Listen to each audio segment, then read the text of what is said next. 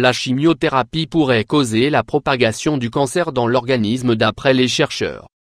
Il existe plusieurs types de cancer et le premier traitement d'attaque prescrit par les médecins est la chimiothérapie. Toutefois, une polémique existe autour de ce traitement, qui selon certains scientifiques, pourrait causer la propagation du cancer dans tout l'organisme et devenir, de ce fait mortel.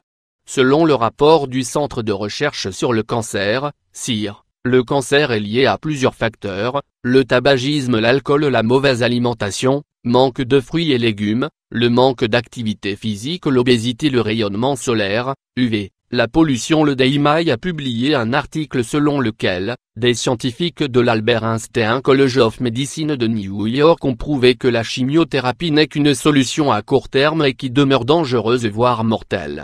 D'après cette étude, le traitement chimiothérapique rétrécirait la tumeur mais ouvre la voie à la propagation d'autres cellules cancéreuses dans le système sanguin. De ce fait, le cancer devient impossible à traiter car une fois diffusé à d'autres organes, il passe au stade 4. Selon le Dr George Karagiani, auteur principal de cette étude, les résultats publiés ne devraient pas décourager les patients à avoir recours à la chimiothérapie. Toutefois, il serait plus judicieux de surveiller de près la croissance des cellules cancéreuses chez les patients subissant une chimiothérapie. Cette mesure préventive consisterait à prendre un tissu tumoral, imprégné de quelques doses de chimiothérapie préopératoire et de vérifier si les scores des marqueurs augmentent. Si c'est le cas, un arrêt de la chimio est obligatoire pour la remplacer, en premier, par une chirurgie, suivie d'une chimio post-opératoire. Les effets secondaires douloureux de la chimiothérapie. Le traitement par la chimiothérapie est administré soit sous forme de pilule soit par perfusion intraveineuse. Ainsi ce traitement est diffusé à travers la circulation sanguine et se propage dans tout le corps. Le tamoxifène, le nom générique de Nolvadex, est la pilule la plus ancienne et la plus prescrite pour les femmes qui souffrent de cancer du sein. Il présente l'avantage de réduire de 50% le risque de récidive de la tumeur et de l'apparition d'un nouveau cancer. Toutefois, ses effets secondaires sont éprouvants et douloureux, notamment pour ce qui est des saignements vaginaux, des douleurs thoraciques, de l'essoufflement, des difficultés à parler, des problèmes de vision, de douleurs osseuses, de la perte de mémoire, sans parler de la dépression qu'il génère. Cette dernière qui se déclenche automatiquement chez les sujets atteints de cancer, est aggravée suite à la prise de ce médicament.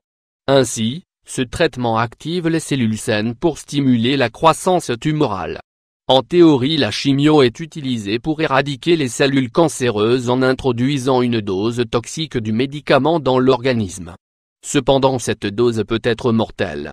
Si une dose plus faible est administrée, cela pourrait engendrer deux effets négatifs à savoir, l'épandage rapide et la survie de certaines cellules cancéreuses qui peuvent résister à la chimio et se propager à d'autres organes, via les ganglions lymphatiques. Il s'agit du cancer secondaire nommé également métastatique. Ce stade de la tumeur devient difficile à traiter du fait de sa gravité et de sa diffusion dans des zones délicates du corps, dangereuses à opérer. Selon le professeur Karagiani, d'autres essais sont en cours d'étude afin de pallier ce problème. Quels sont les autres moyens alternatifs pour combattre le cancer? Selon les chercheurs de Fredhutch, il y a une possibilité de réduire la mortalité due au cancer du sein en mettant en avant d'autres méthodes afin de déceler la présence de la tumeur et de réduire sa croissance dans l'organisme. Le Sport Breast Cancer Consortium de Seattle a produit son aide aux chercheurs de Hutch afin d'approfondir leurs recherches sur les bienfaits de l'immunothérapie qui prend sa place dans le traitement anticancéreux, à côté de la chirurgie et de la radiothérapie.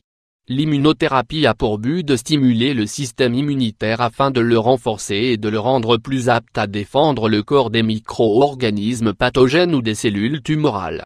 La radiothérapie permet de tuer les tumeurs en les irradiant et en modifiant le patrimoine génétique de leurs cellules afin de les empêcher de se développer. N'oublions pas que pour maintenir une santé saine, il faudrait adopter un mode de vie sain. Il serait conseillé de pratiquer une activité physique régulière, associée à une alimentation riche en fruits et en légumes et de renforcer au maximum son système immunitaire sans oublier de consommer des aliments riches en antioxydants qui permettent de lutter contre les radicaux libres, cause de l'apparition de maladies graves.